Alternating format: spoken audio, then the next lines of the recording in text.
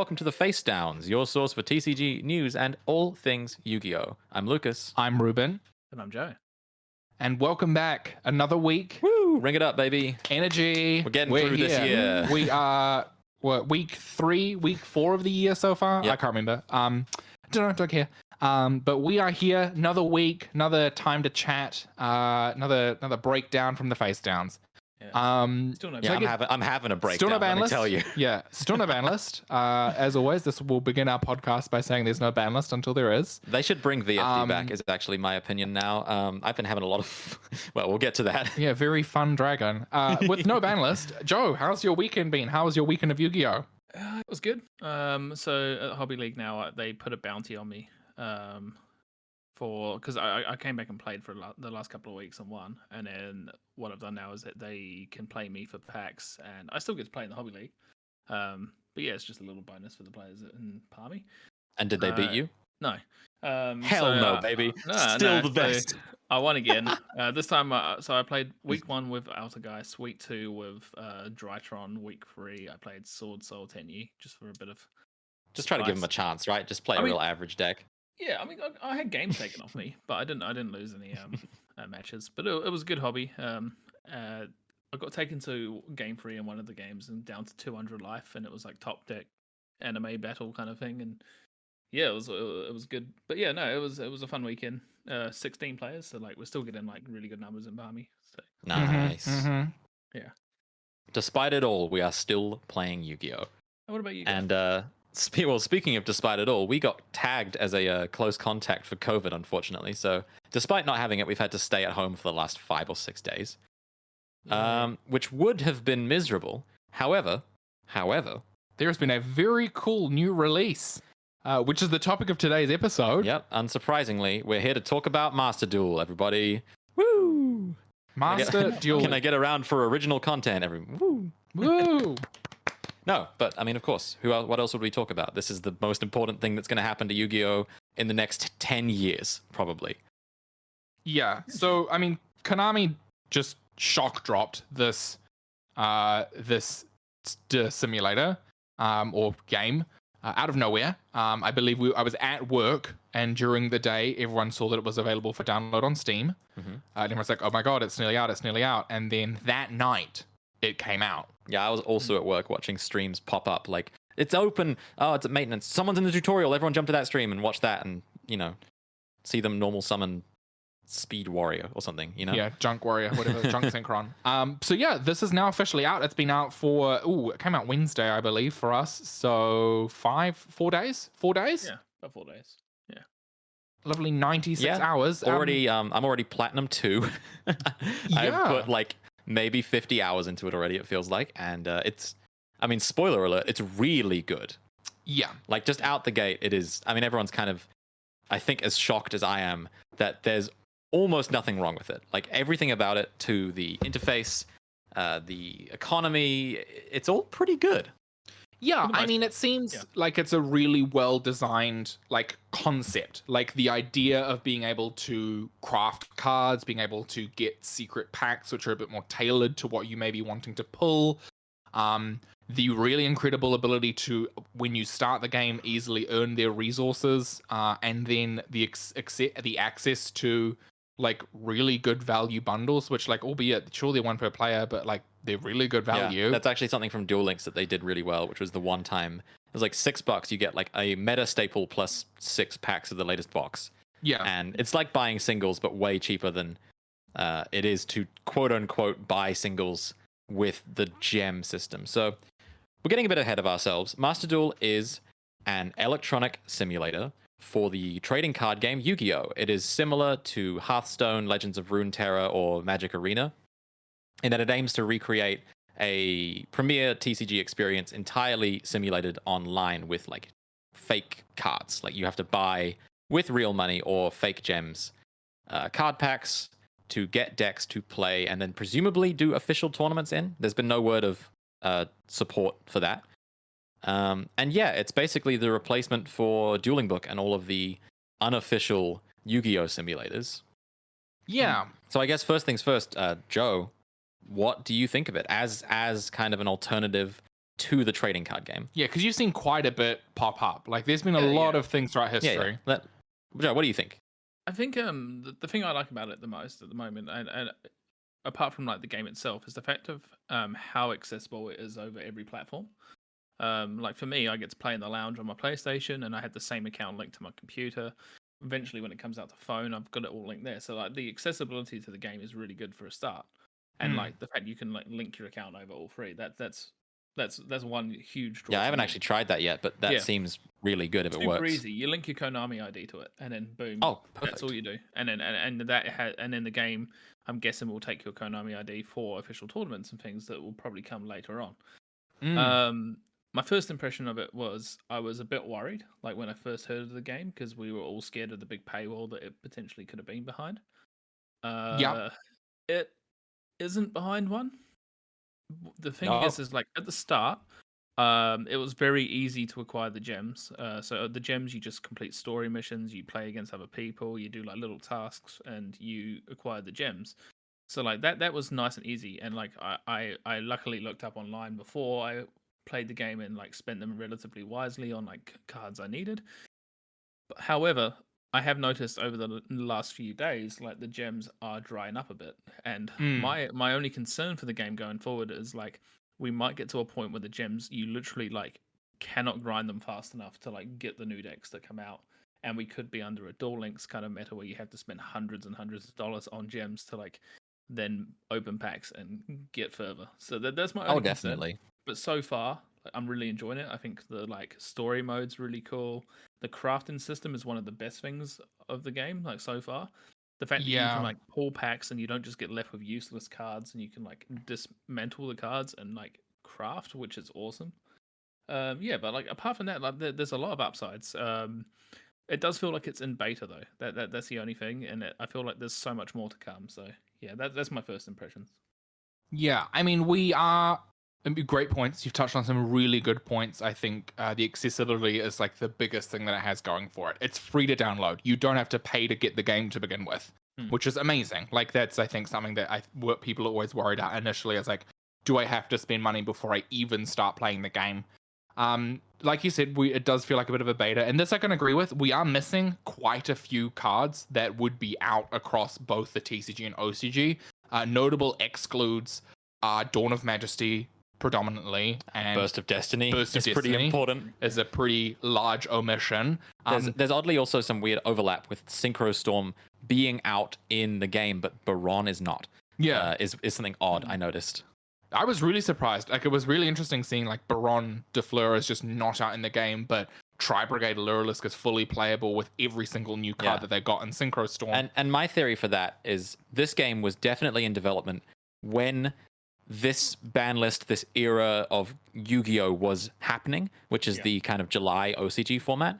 And my guess is that they put every card they had ready to print, or maybe released in the OCG, into the game and then stopped at a certain point. So what makes me think like maybe the Luralisk stuff had been announced maybe earlier than the Fleur stuff, or I mean that's like my only theory for why there's incomplete sets.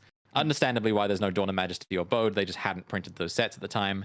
Maybe they thought this game was going to come out in August or something and they didn't want to spoil the later sets. Yeah, it's weird. Yeah, it's definitely an interesting scenario. I will piggyback on your comment, Joe. The crafting system seems to be the best thing they've designed.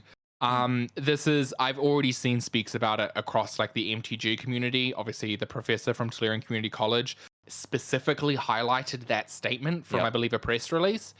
Because I think it's the absolute correct thing to do. I think, Lucas, you mentioned that Hearthstone have a similar thing for when a card gets banned. Yeah, well, no, this is a thing called dusting, because Hearthstone kind of coined it. You could turn cards into dust and use dust to buy cards. And they never put any restrictions on what cards could or could not be dusted. And it generally worked out that one card was worth 3 other of the same rarity. So 3 ultras in Master Duel can pay for 1 ultra in terms of crafting. Yeah.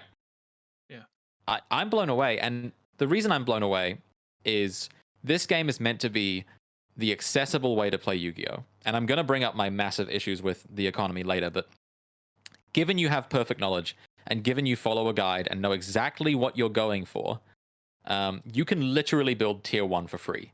And That's something you could never say about the trading card game, like the physical card game. If you went to someone and said, "Oh yeah, if you just go to locals like 3 or 4 times this month, you just get full Tri Brigade," that's never going to happen.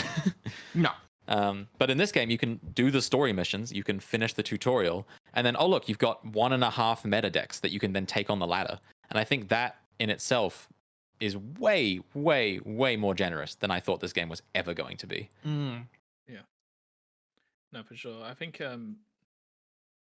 it needs, and it does require a little bit of a grind. Otherwise, like the game, I don't think would have that drawback. I guess, like you know how if EDO Pro, things like that, if it had like a story mode or something along those lines, if you just straight away had them accessible, like if you had all the cards accessible to you straight away, like I don't know, it would feel like it would take that little bit of grinding away from the game. It's just, it needs to be balanced so that you're not sitting there for days and days and days on end just to build one kind of deck, or like get some staples or something like that. But you need something, because I feel like if it was just all there, it might not work. One thing that they could look at is maybe for like official tournaments, they might be able to like, let people use cards that they don't own or something along those lines, and like, well, that's not going to happen. That would happen. That would happen with proxies in the real world if they allowed that kind of stuff. It won't happen. But I at the moment I feel like the level of grind it takes to get the cards is perfect. However, it's pretty good. It feels like it tapers off a little bit, and I'm worried that it could keep tapering off and off and off. I'll mention, because I've played a lot more of this, and I'm currently at Platinum 2, so I'm 1 rank off the highest possible rank, I'm pretty sure. Yes. And every single rank up, you get 100 to 200 gems, depending on the level. So from bronze to platinum, that's bronze, silver, gold, platinum. That's about 2,500 gems. And I see that the rating system is on a rotating season. So we've got 2 months left of this season before it'll rotate out and your rank will reset. Whether or not it resets to the bottom, whether or not you get gems when it resets, we're yet to see. But 2,500 gems a season is not nothing. I mean, if you look at the price of gems, that works out to be almost like $80 to $90 worth of gems. Yeah. That you just get from ranking up. Not to mention there are still like lifetime missions, some of which are like special summon 30,000 times. So yeah, it definitely does trail off. I think that the gem prices are one thing I have to criticize. Like, huge, yeah, way too expensive. Expensive, like $129, I believe it was, for like 5,000. And like at the start of the game, you pretty much get handed about 7,000 to 8,000 if you do a couple of missions and play a couple of games. Like you literally get handed 7,000. So like I don't know. I don't see myself spending $129 just to get 5,000. It seems worthless to me. Yeah. Like as a player who has a tier 1 deck who is currently playing, and I mean, it could get hit on the ban list whenever that just decides to happen. I assume. Which one comes out first, the Master Duel ban list? Yeah. Like if they ban VFD tomorrow, then I'm a little bit in trouble. But you can still play virtual though. Like, well, I'm just not gonna pay money, and it's this weird feeling of I'd probably be happy to pay money. I've already played like 40 hours of this. I've paid money for video games before, but I have to feel like the money is worth it. Yeah. And I feel like that's where potentially this is going to develop. Like maybe they will put something into the game that makes it worth spending money on cards. Like you said, like if you were to, for example, your card was to get banned, would you get all those crafting points back as a whole? Like we've seen exactly. Just before we started, actually, that depending on your card's rarity, you get more crafting points back. And if you are fortunate enough to pull Royal Rare, which is the highest rarity of a card, when you disassemble it, you receive every single crafting point back. Whereas, for comparison, if you were to disassemble a regular version, it's only 10. So it's a third of the crafting points. So, like Lucas said, it's about a 3-to-1 ratio for cards that you're wanting. And Hearthstone gave refunds for banned cards. So there is precedent for card games doing this. This game has definitely stolen a lot from those games. Like, there's no way this came about in a vacuum. So they do know that exists. Yeah. Interested to see what happens, right? If they ban VFD, can I get an access code or something, right? Yeah, or it's like if they make something go to 2, do you get that back in something else? Like, That's the a kind of tough thing. one. It's an interesting one. And again, these are growing pains. These are teething pains. Like, we can't expect an entire game to have everything immediately. It's a bit it's putting too much weight on the developers. However, this is a pretty successful initial launch, I would say. And I can say again, like as someone who's played quite a lot of this, I've got a playset of Maxi, a playset of Ash. I've got a ton of extra deck cards, and I have about 7 or 8 ultra rare crafting points worth of cards. Yeah. So theoretically, I could probably whale and get like a set of Nibiru, a set of Crossout, or like 7 or 8 extra deck cards. And the really nice thing about Yu-Gi-Oh is that with the crafting system, I'm just going to make every hand trap and staple. Yeah. And then whatever else I need is usually lower rarity. I can build pretty much an entire deck out of that. And also, once you've crafted one, that's it. Yeah, you don't need to craft another. You don't need to craft playset. multiple unless you need multiple in your deck. Yeah. Like, you don't need to craft 3 access code or pull it unless you need 3. Yeah, unless you want to play Strab or something. Yeah. So I feel like that's also a really nice function as well. I feel like a lot of people were concerned about, if I only have 3 of one card, does that mean I have to disassemble a deck every time I want to build a new thing? And so, speaking of 3-ofs, specifically hand traps, let's move on to, I think, the most contentious issue of this game, and that would be the ban list. Yes. So this one is based on analysis provided from TCG and OCG players. This is closest resembling the OCG April 2020 list. It's July, is it actually. July? July 2021 list. Yeah, July 2021, with notable inclusions and exclusions, and altered availabilities of cards. Like, for some reason, some cards that were maybe put at 2 or at 3. There's a lot of things to talk about. We're not going to comb over every single detail. However, the most important ones are VFD, Ronga Miniad, Max C, Kaiser Colosseum, Vanity's Emptiness, Grass Looks Greener. Can you think of any other ones? It was Kirin. I think Kirin was legal for a day. Yeah, I think it was a day, I believe. Electromite, Astrograph. We are playing Supreme King Dragon's Typing Venom. Yes, we are playing the absurdity that is OCG format, but with TCG brains, with poisoned, horrible TCG brains. And it's kind of like gross. Like, I don't like Maxi as a card. I never have. It's one of those things where, like, every debate that comes up around a ban list, I'm always very much anti-Maxi. I don't like anti-maxer. Anti-maxer. Yeah, you can call me an anti-maxer. Same again for VFD, Ronga Miniad. Like, all these cards are just like very much like what IO are right now, but worse. Vanity's Emptiness, I just don't understand like why you would even bother having that kind of one. It's so that's their IO, right? Like, except they have IO as well. IO. Yeah. It's just like, I can't, and being a best of one as well, like, this is another point of the game that we can talk about, but like, if I'm playing like a deck that obviously needs to special summon and I don't draw an out to Vanity's Emptiness and they just flip that up game 1, it is the only game, that's the match they've won. It's a bit like, oh, come on. Yeah. Like, just ban it, get rid of it. Yu-Gi-Oh is uniquely not suited to best of ones because pretty much the dominant meta at the moment is extraordinarily high roll decks that are dead on the sideboard. Cards like decks like Drytron, right? Drytron is an incredibly resilient and powerful deck until you've sided for it, and then it crumbles. So currently Drytron is just like undisputably taking names on ladder. Not to mention they have 3 Ben 10 Union 3 Carrier. Eva, Union Carrier.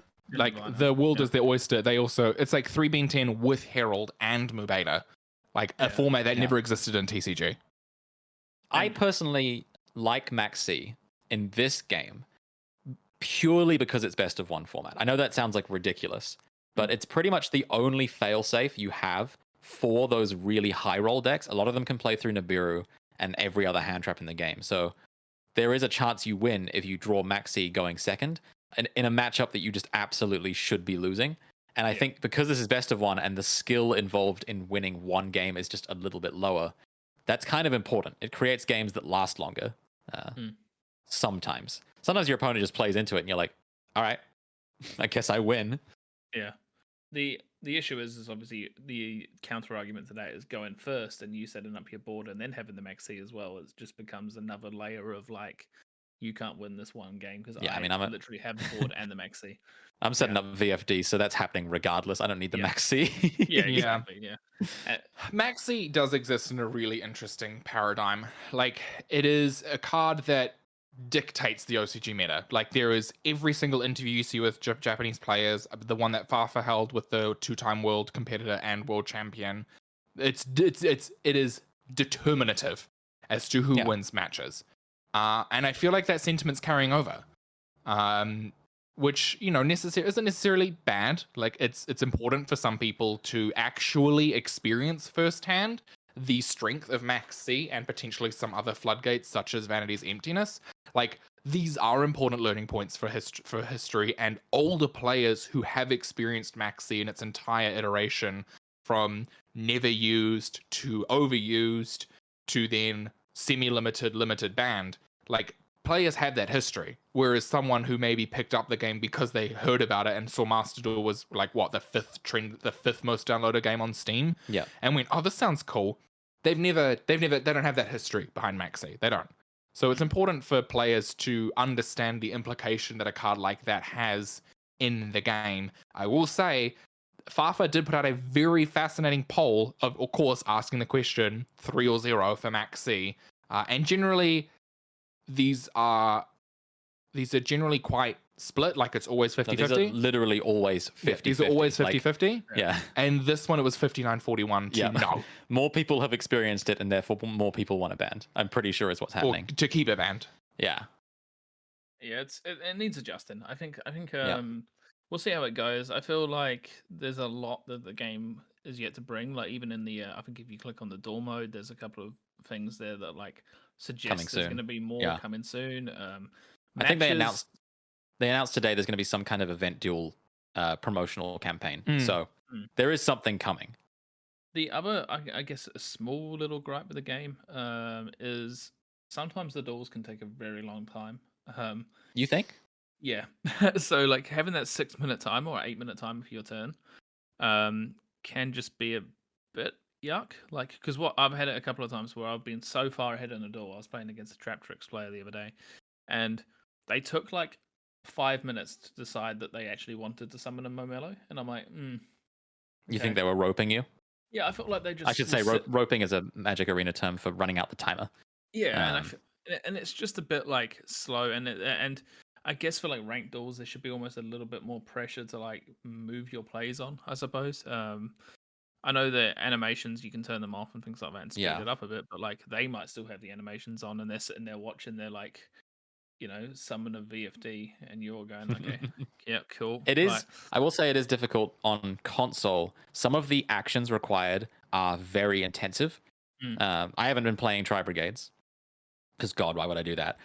But I've heard Revolt is 34 unique actions to resolve the entire card, because you have to activate the card, you have to select each card individually, you have to confirm each summon individually, you then have to select each link material individually before finally selecting and confirming the link monster you want to summon, and then resolve the effects.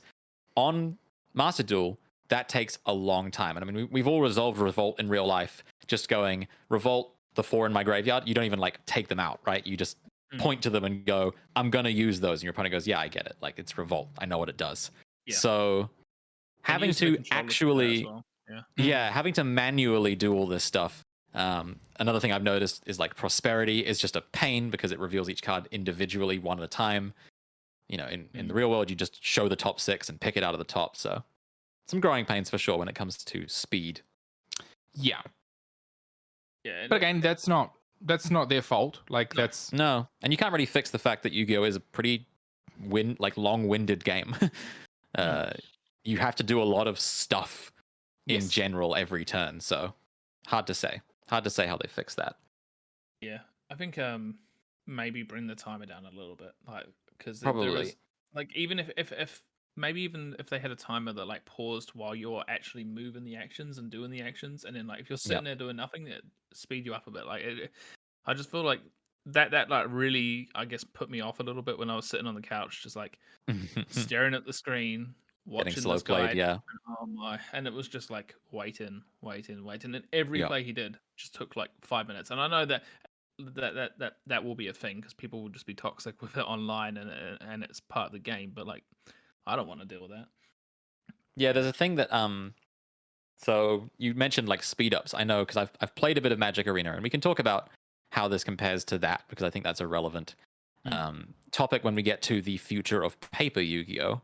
But I know they have a system where if your opponent runs out like a particular clock 3 times, they just immediately lose, and the clock is like 30 seconds to make an action. That's maybe something they need to implement. Is sure, you get 8 minutes for your turn, but if you go 30 seconds without taking an action, you lose. Or like in between actions, because I could also see someone playing something like Infernity or Flower Cardian and being like, well, I need the 8 minutes. You know, this actually takes 8 minutes. It wouldn't be fair if they made it like half the time and suddenly the best deck was Eldritch because it only takes 30 seconds to set 4 pass. I don't know. It's tough. It's definitely too long. It is. I've never gone even close to the time. I think the closest I got was like 190 seconds left. Yeah. And yeah, I mean, but I guess that can like segue into the next section we were going to talk about, and that is the comparison to Magic and the future of Yu-Gi-Oh with this game and paper Yu-Gi-Oh. So, yeah, well, I specifically wanted to ask. I was going to ask you guys, what do you think is like the 5-year plan for this, Ruben? I mean, I think it'll stay. Like the one thing I noted about it, and I mean, I continue to speak about it, was that during a time when there were only remote duels, it was extremely inaccessible to a lot of people. Having the ability to generate a setup for a remote duel tournament is ridiculous to ask for a lot of people. So this mitigates that really well. This is a really good example of how to play a competitive format that is far more accessible, that is far more approachable to a lot of people as well. Is a lot more considerate to people's like conditions and ability to access the game. So I think this may sit in the realm of like Duel Links, where it is a really great game and it's something that anyone can join and enjoy. And that it might just begin to develop and cultivate its own ecosystem for competitive events, for tournaments, for formats. Like there's like Duel Links in the way that in comparison that meta has adapted and evolved is just like is completely parallel to how the TCG has evolved, which is parallel to the OCG. So I feel like this simulator and Master Duel will exist at parallel to these other formats that do exist. I think there's more opportunity for integration.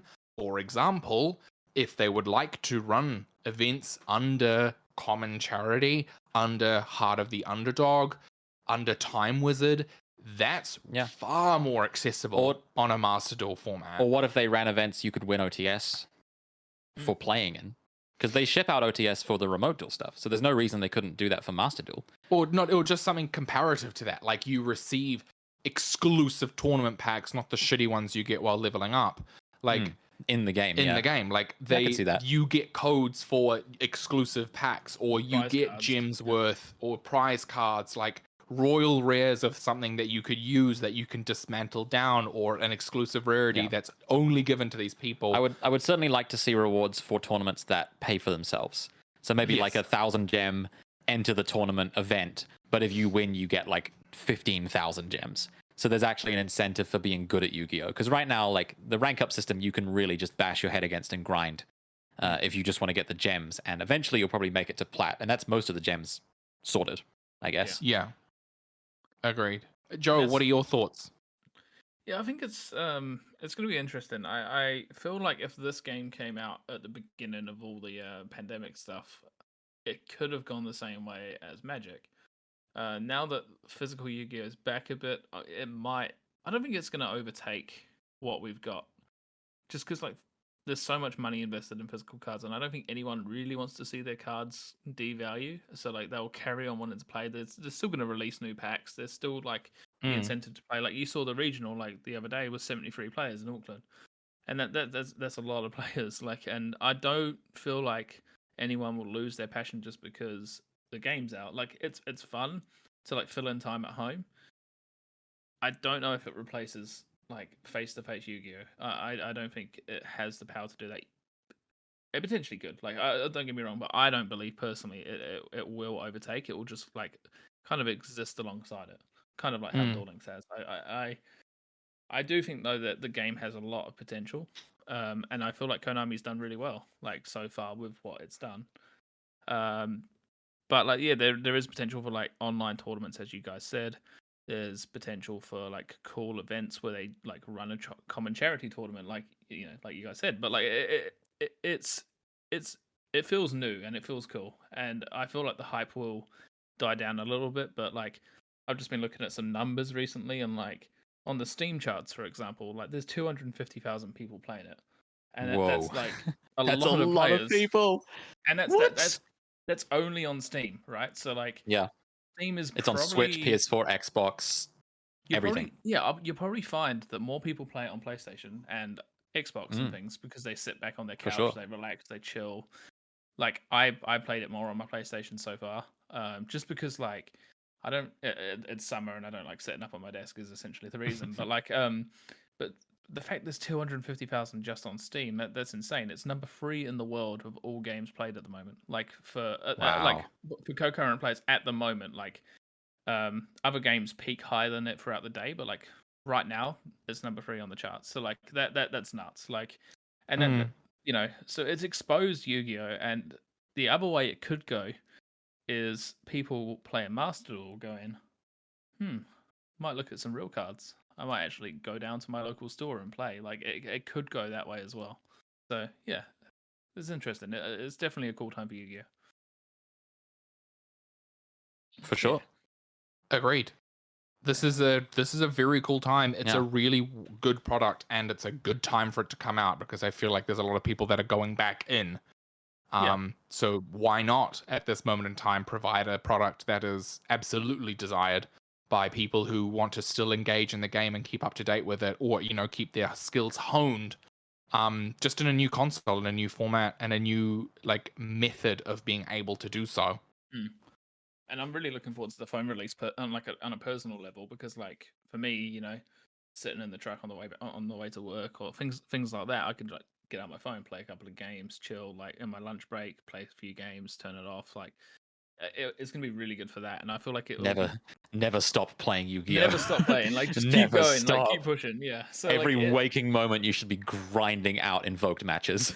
no, thank you. No, but yeah, it is. It's cool. It's definitely the in thing at the moment. I mean, we've even seen on the like Yu-Gi-Oh Facebook page, like everyone's talking about it. Everyone's playing it. There's a lot of new people. Random people that we haven't seen before. Yeah. Just going like, what the hell? Everyone's taking 5 minutes to end on the Nutbuster Dragon board, and I can't beat it. And also, like, just to mention, locally, we had 2 new players show up.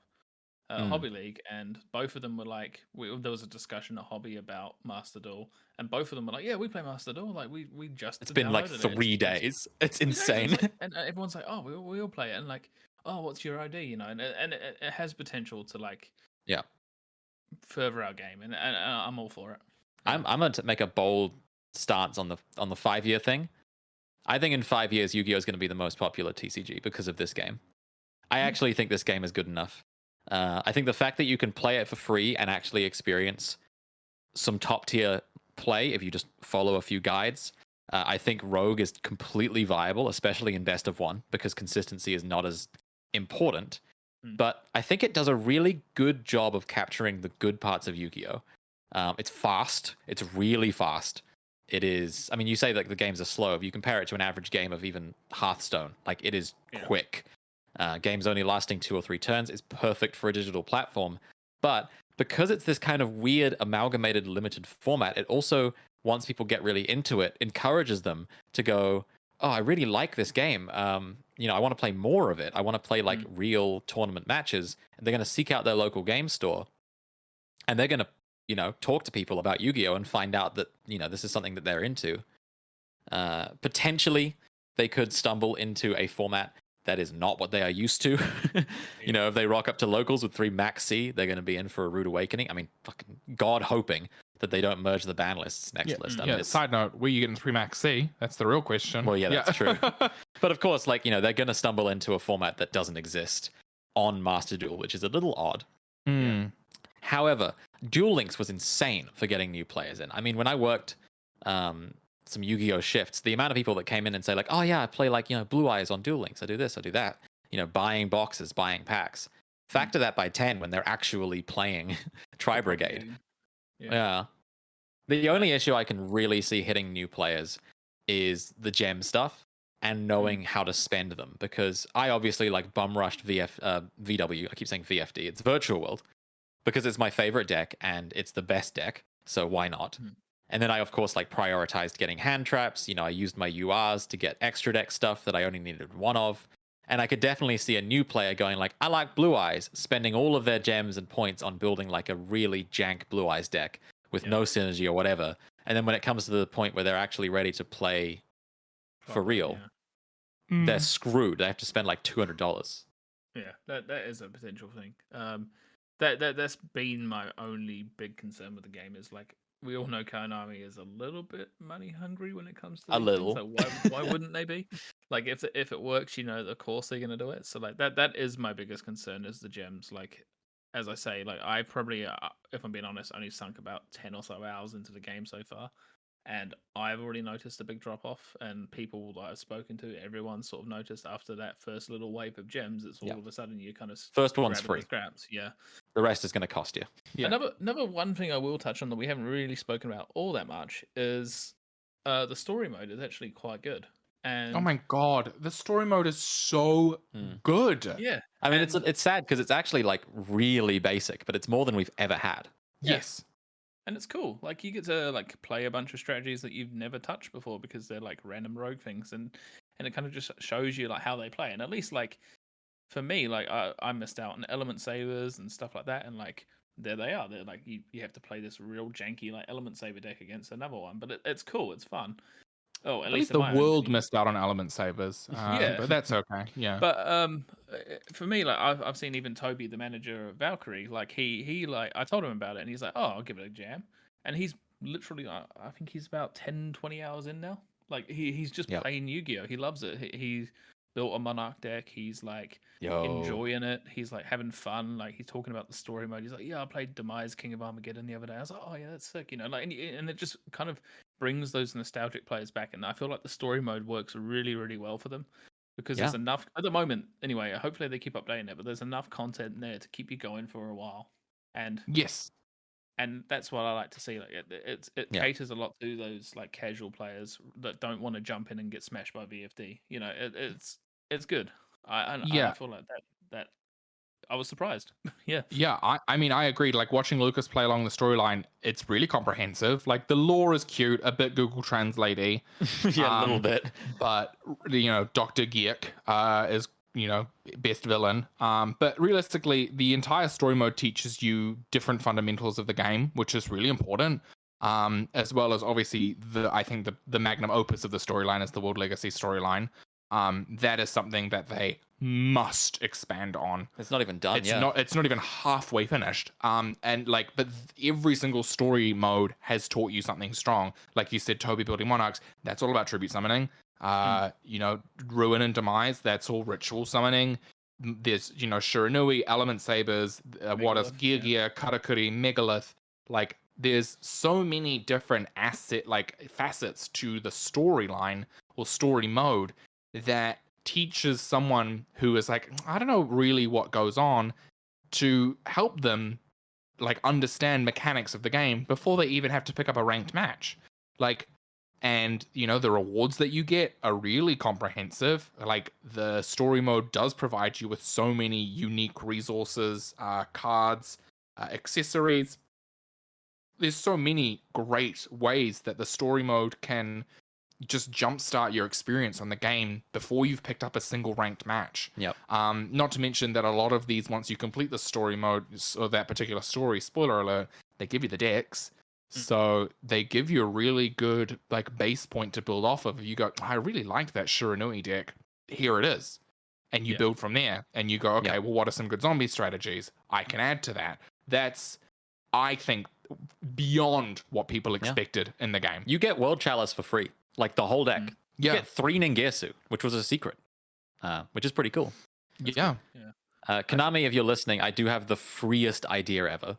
And feel free to pay me as well if you want to use it. Sequel to Forbidden Memories in Master Duel. Let's make it happen.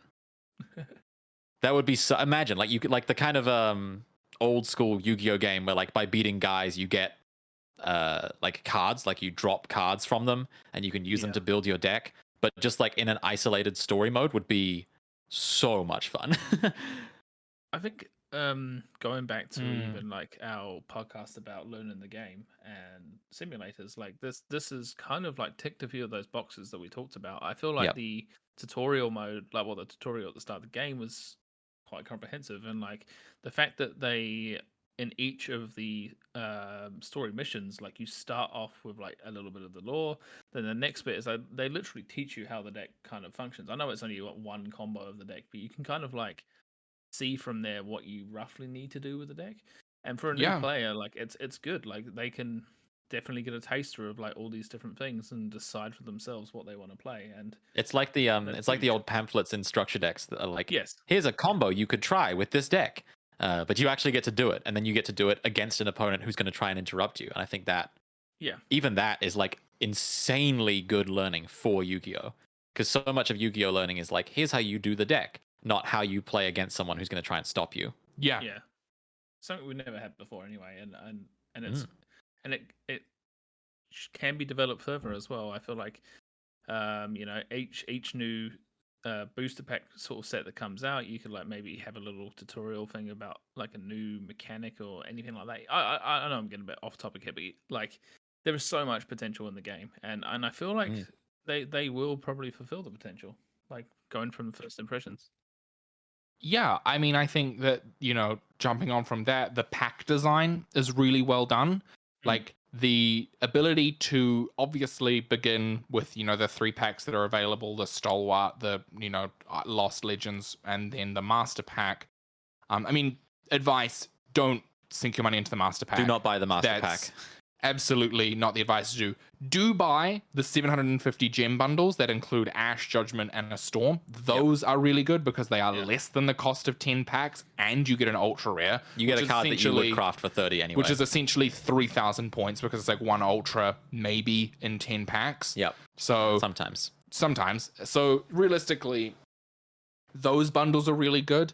And I think maybe just like continuing on with like the packs and things, craft the card. Craft your super rare look up your card in the deck searching, see what rarity it is. If anything is super rare or ultra rare, when you craft that particular card, you unlock a pack that is more catered to that particular design. Like, I mean, the classic one being the Echo Chamber Nation, because everyone loves that's the pack description for Dogmatica. Yeah, so if you craft one Ecclesia, you unlock the Dogmatica pack for 24 hours. This is the weirdest system ever made, but it's Konami, so that makes sense. And that, I mean, it's tough. I don't think you should actually be opening packs for cards, period, in this game. What you're doing is you're opening packs for wild cards. So 3 ultras translates to 1 ultra of a card you actually want, which is almost always a hand trap or a generic staple. Yeah. You can, like, I opened the Virtual World pack. I pulled, like, some of the cards that I was after. But realistically, I would have had to spend hundreds and hundreds and hundreds of dollars to build all the decks that I wanted from just pulling the cards. And that is not the way you got to approach this game. However, opening the Master Pack is a waste of time because you're never going to pull the cards you want. Whereas at least opening the secret packs, if you pull an ultra rare from the archetype you're looking for, that saves you 20 UR points, basically. 30. Oh, yeah, 20. Saves you 20 because any other ultra rare from the Master Pack would have been worth 10. Yeah. You need 30 to craft the card you want. Does that make sense? Yeah, I think so. And also remembering that the secret packs are split. It's 4 cards from the Master Pack and 4 cards from the curated section. So you still get some garbage. You still will get some garbage. You'll still also get some really cool ultras. Like that the bad is accompanied with the good. So I think prioritizing crafting your deck is, I think, the best way to approach it. Yeah. And you utilize your gems in a way that is more designed to facilitate either your current deck or investing into basically trying to wild card your ultras and supers. I mean, the hot take is that I don't think gems matter at all. It's the crafting points. Yes. It's like Duel Links where the dream tickets were the actual currency and the gems are worthless. Yeah, I think the gems are pretty much the vessel to get the cards to craft, though. Like, I literally just... I open packs at random sometimes because it's just like, I don't care what I pull. I'm going to deconstruct it and craft the hand traps that I'm after. I'll just open like this stupid Dark World one. Maybe I'll pull a droplet, right? Like that's kind of the the furthest I've gone in terms of actually caring about what I pull. I found that secret packs aren't too bad of an idea though. Like, because I mean, if you're already building that deck anyway, you may as well spend your 1,000 gems on the 10 packs to like hopefully get one of the cards you need and save yourself the money. So like, it definitely is still the way to go. But the biggest cringe would be if I talk to someone and they used all their UR crafting points on like copies of Blue Eyes White Dragon. You know, that would be like, oh no, like, And you know, those are kind of gone forever. Or when you deconstruct them, you lose 2/3 of them. Mm. I found some of the cards are very weirdly positioned with their rarity as well. Like we've seen some of Pot them. of Prosperity is super.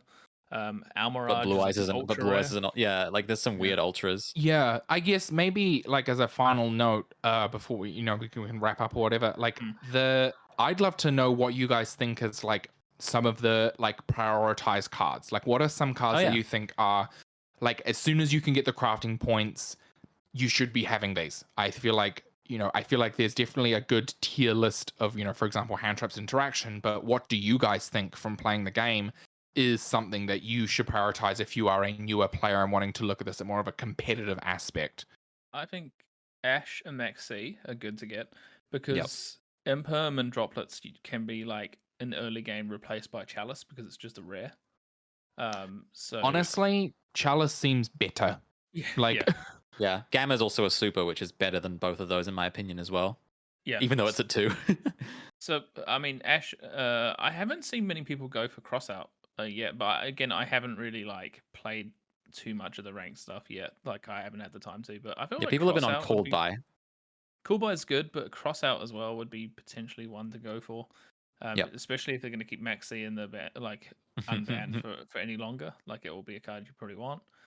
And then kind of I've been spending all my ultra rare stuff on like just really good generic extra deck things like access code, unicorn, IP, Appaloosa, like just cards like that I'm gonna need over multiple decks. So like I recommend just staples and like even I guess staple extra deck stuff that can go in multiple things.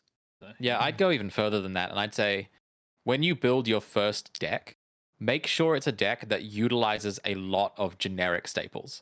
So don't go out and build like I think Pendulum is a trap. I think Pendulum is a massive trap because most of the cards that are good in Pendulum are not good in other decks. They just don't translate. They don't translate, right? Like maybe you'll play an access code or a Selene or something. Those are good cards, but for the most part, your extra deck and your UR slots are going to be full of Pendulum extenders. Whereas building something like Virtual World, I had to spend some URs on the Virtual World cards.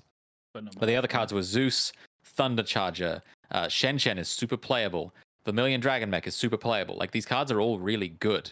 Mechs are super. Yeah, exactly. Like I didn't have to spend all of my URs on archetypal cards. The next deck I'm looking at building is Adamancipator, and again that is full of Halka Fibrax lines plus access code and Union Carrier, stuff like that I'm going to play in other decks. Definitely think Ash and Maxi are the priority. I mean, you can Ash a Maxi, so solves both the problems. I think Gamma is also like insanely good. It's like Called by the Grave, but it's good going second because it can still stop Maxi, which people are always going to chain to your summon effects. So as long as you have something that summons from hand, when is your opponent not going to Maxi that? I guess when they're good at Yu-Gi-Oh! That happened to me one time. And they did beat me. So, I guess learn how to use Maxi as well. Yeah, it's important. I feel like you also do some research, like go on YouTube, find out what decks are like good low rarity like cores. Like I know Prank Kids, for example, is one that comes up a lot that has very low rarity. Like the actual base engine for the deck doesn't cost much. Like you want to like find things where, like, for example, I've been building Drytron and like everything in that is ultra rare and everything in the extra deck is like ultra rare, and it's been an absolute pain to like piece it all together. The best decks are the ones where like all of the high rarity cards are the extra deck payoffs because you only need one. Like I can see Prank Kids, like I'm sure Battle Butler's an ultra, but you really only need one. So it balances things out. Whereas decks that are more main deck focused, that rely on main deck URs, are rough. Like Drytron, I think it's like Diviner, Herald is an ultra. Every extra deck card is an ultra in that deck. Yeah. Nova, something like Nova's that. a rare. Oh, that's right. Nova's rare. I'll just bring the example up here. So I mean, there's like a whole bunch of supers. Yeah, there's even the big dude, Meteonis. Oh, the Draconids, yeah. That's an ultra rare. The Yep, field yep, yep. spells, the ritual Yep, spells, yep. an ultra rare. Like your Entis is ultra rare. Like literally 3 cards out of the whole entire 15 in the extra deck are ultra rare. So like, yeah, it's the thing stopping me from building heroes is that like super pretty much costly. every good hero card is you are. Yeah, But that's it. That is the future of Yu-Gi-Oh. I mean, I think this is going to be a thing that sticks around for the next 5 years, and whether or not this replaces the remote duel YCSs, we'll be very interested to see if they hold another one of those. One thing I will say, just closing off, is I feel like it definitely has already replaced EDO Pro and potentially Duel. Yeah, kind of. I really don't think that's going to stick around. Yeah, I don't. See I definitely feel like Edo has. Again, Edo's definitely. This is the death of Edo. Dueling Book's still manual. I think if you want to practice manual card games, Dueling Book is still better. Well, and also, and Master Duel is manual. Like, yes. you have to. It prompts you. Like, it prompts, but like, you do have to acknowledge, like, there is still some actions that are taken that you have to start things. Like, Edo Pro can be a bit hand-holdy. No, it's exactly like Edo Pro. I don't think Edo Pro ever prompts you to make plays. No. It still gives you the, like, would you like to chain Ash? Would you like to chain Gamma stuff? But Dueling Book doesn't remind you about GG in the end phase, is kind of my point. Though, if you ask, like, anyone who's playing this game, like, hey, are you going to go back to Dueling Book? I don't think they will. Like, I feel like it could just be the death of simulators, because this is Konami Simulator. They have so much power and, like, and money behind it that they can keep this like running really like well, and like it's super slick compared to any of the other things. I guess it's way more fun than Dueling Book. Yeah, the only thing I'd say is like they need to probably, like, if they want to keep people off of those other simulators, they need to like bring out the TCG ban list along with the OCG one on the game, so it doesn't have its own individual one, so we can like actually practice what we want to practice in real life on the game. And because I don't even think there's a way to do a custom like turn off the ban list mode, so you could just play TCG in a like sanctioned like fan tournament or something. Yeah, that would be at least like the bare standard. But I mean, this is the death of Edo Pro, and you know the grind is fun. I think I've always believed in killing competitive piracy or free services with better services as opposed to just shutting them down. And I think this is definitely going to do it. Yeah, this is a really good one. It's good. This is quite good. Like I was very much thinking it was potentially not going to be very good, and I'm pleasantly surprised. We weren't huffing copium for no reason. Yeah, the copium was real. We're actually coping, which is quite amazing. Yeah. So wow, that'll do it. Yeah, I think. A final question. I think this is kind of this. Can't stop. You know, but I think this is a cool little closer, because obviously we're still waiting for a TCG ban list at time of recording. Has playing with or against any cards in Master Duel altered your vision on what can and can't come back to the game? Ooh. Look, the argument will always be there with Maxi. Like, it will be a card that, like, if it is in a format, you just live with it, and it changes the way the game's played. I don't think it should come back, and I don't want it to come back after playing against it. However, like, it potentially could. Like, I don't want it to, but it could. I've been pilled so hard now on one Maxi because I've beaten Maxi a lot of times, but I have been like the games that I've lost to it have been the third Maxi. It is actually absurd that you can like play through a Maxi, still come out ahead, and then the next turn you try to pop off, they go Maxi, and you're like, yep, well, why did I even bother? You know, I tried my hardest and I still lost. The only thing can't come to 3 about a single Maxi is it's searchable in B Trooper, so that's fine. Perfect. Yeah, it's fine. It would help them a bit. I don't know. Guess what, Joe? It's B Trooper. It's the fourth best deck in the format according to YCS Herman results. Hansen. Yeah. Well, 2 people topped with it this time. It's actually one of the best decks. It actually is. Hilariously, it's gotten back-to-back results. Hero B Trooper. The other cards that I have seen though, like Denglong, definitely can come back. Denglong is based. Yeah, Denglong was. Oh man. I don't think Benton can go to 3. I don't think Uni I disagree. Can come back. My Drytron opponents have been bricking hard on fairies. They've just been like normaling Diviner, I ash it, and they pass turn. I'm happy for them to run 3 Ben 10. Yeah. So VFD would be the one as well. That Yeah, that card can't come back. That card's no, stupid. don't bring it back, please. And I Vanities, have no. Vanity's barely, definitely not. I have barely lost a game because VFD is that good. It's insane. Yeah. Lucas, anything that you've played against, seeing as you took in quite a bit. I've played a lot. Yeah, Maxi can't come back. It's dumb. It's boring. You win games you shouldn't have won. I don't like using it. I don't like losing to it. It's really, really lame. And basically necessitates that you play a deck that is just extraordinarily greedy or extremely conservative. So like either you end on VFD, good luck, or you end on like, oh, I'll just set 3 pass. And that seems to be the best decks of the format. VFD can't come back. Vanities can't come back. Denglong can come back. I lost to a Zephyra DDD Pendulum deck that Denglonged me with Auroradon, and I was like, I don't care if I'm losing. This is based. God, what else? I haven't played against a grass deck, but I am hoping to at some point. Yeah, it honestly seems extremely fine. I mean, it's not dominating the meta. Yeah, And that is not even like a deck that... Yeah. It's not even a deck that plays into Max C. They do have 3 grass, though. Japan has 2, which is one of the only random changes to this list. Rats banned. Rats banned. Here is banned. For some reason, they've still got Trident Barrage as well banned, but, you know, is what it is. My opinion on the ban list hasn't changed. I think they should ban every Floodgate monster. Would probably just be healthy for the game. I actually want to do a podcast on, we each pick 4 to 5 cards that should never have been printed. Not that are like problem cards or banned, but literally steered the game in the wrong direction. I guess spoilers for like the next couple of podcasts. But, you know, cards like Colossus, for example, that like it's just a type of card that shouldn't have been printed. Less so than a card that like, oh, it can't come back. But you could make the argument that like, I don't know, they never should have printed Pot of Greed. They never should have printed a card that goes +1. You could make that argument. And I think some of those cards are still legal in Master Duel. I'd like to see them gone. Pot of Greed is legal in Master Duel. Yeah, Pot of Greed. It's crazy. I keep resolving it. It banishes the top 10 cards to my deck, but who cares? I make VFD. Yeah. And I think from my personal opinion and seeing what's going on, obviously being the resident striker player, the deck is far worse with one Kagari. It sucks. Striker's bad. It is almost as if Kagari is the better card than Engage. I mean, I guess I'm playing V-Dub, so it's not fair, but... I mean, realistically, though, Kagari has always been the better card. Kagari was at 1 while Engage was at 3. Like, they recognized that Kagari was stronger than Engage. They only hit Engage because it was being played in other decks. Like, yes. I think in Sky Striker, that format, Pure Striker wasn't that crazy. It was Striker Orcust that was, like, the crazy deck. It was Striker anything. Like, it was Striker Pendulum, it was Striker Orcust, it was Striker, like, anything spell.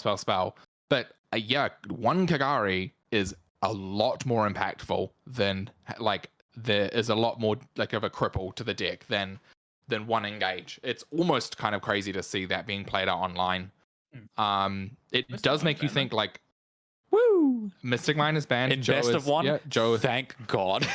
But Kaiser Coliseum isn't. So we do pick and choose our poisons there. Kaiser Coliseum Striker is certainly a deck that no one is playing yet, and I hope they don't work out, because holy crap. Why is no one playing that deck? You can play Kaiser Eldritch, so that's fine. Kaiser Eldritch is really bad. I don't know if you read Eldritch cards. Yeah, true. Yeah, well, Trap monster deck with Kaiser Coliseum. Fierce. I guess you could just sit on Eldritch with Kaiser Coliseum. That's actually probably good enough. Yeah, it's Eldritch and Counter Trap. That was the whole point. Okay, well that is dumb. Anyway, Master Duel is out and about. It's good. And it's good. It's good. The verdict's out, kids. It's good. Face down's approved. Yeah, We'll take the check in the mail, Konami. Yes. Thank you very much. I will continue to be an anti-maxer, though. That card can stay at 0. Well, thank you so much, everyone who's listening. As always, if you've been listening along with us on YouTube, please feel free to like, comment, and hit the subscribe button. It does help. Share this with your friends and give us a follow on all your preferred podcasting areas. You can also follow us on Twitter at 3 unique usernames that'll be linked on the screen or in the description below of the YouTube video. If you have any questions, queries, comments, or concerns, please contact us or write us at thefacedowns@gmail.com. That's thefacedowns@gmail.com. We'd love to read some questions, read any ruling concerns, What do you guys think of Master Duel? I think we'd love to know because it's certainly blowing up in our sphere. If you've like started playing Yu-Gi-Oh again because of Master Duel, let us know. That's interesting. I'm interested to hear that. I'd love to know. And as always, thank you so much for listening. My name is Ruben. I'm Lucas. And I'm Joe. And you've been listening to The Face Downs. Oh, it's so close, Joe. I'm very proud of you. You got to start like predicting.